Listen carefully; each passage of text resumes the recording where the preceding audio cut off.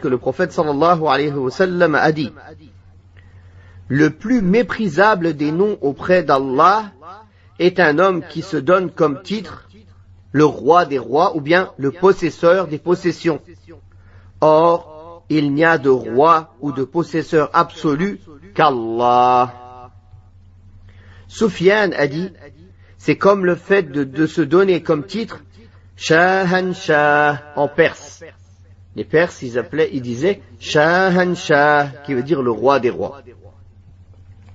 Dans une autre version du hadith précédent, on trouve l'homme le plus indigne et le plus vil auprès d'Allah le jour de la résurrection, et la suite du hadith.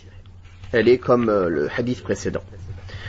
Donc, ici le cheikh souligne qu'il n'est pas permis de se donner comme titre un nom qui est réservé à Allah subhanahu wa ta'ala. En effet, la croyance au monothéisme et au tawhid implique que seul Allah soit nommé et décrit de la sorte. Or, dans ce hadith, le prophète sallallahu alayhi wa sallam dit que le plus méprisable des noms auprès d'Allah est un homme qui se nomme le possesseur des possessions ou bien le roi des rois.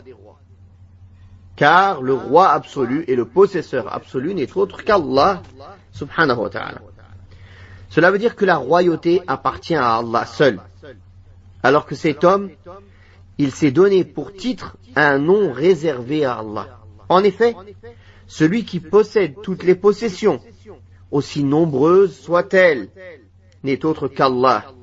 Quant à l'être humain, on dit qu'il possède une chose en particulier, non pas toutes les choses. Donc on ne dit pas que c'est le possesseur de toutes les possessions, de toutes choses. Il en est de même pour le terme mulk, la royauté, qui désigne le pouvoir exécutif et la domination. Cette royauté n'est valable que pour une partie de la terre, et non pas pour toute la terre.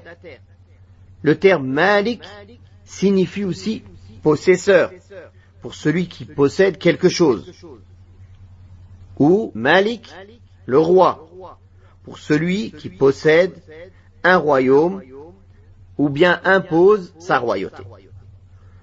On attribue donc cette royauté à la région concernée en disant « il est le roi de tel pays, il est le roi de telle région, etc. » Par contre, le nom, le possesseur de toutes les possessions, ou bien le roi des rois dans l'absolu, n'est valable que pour Allah.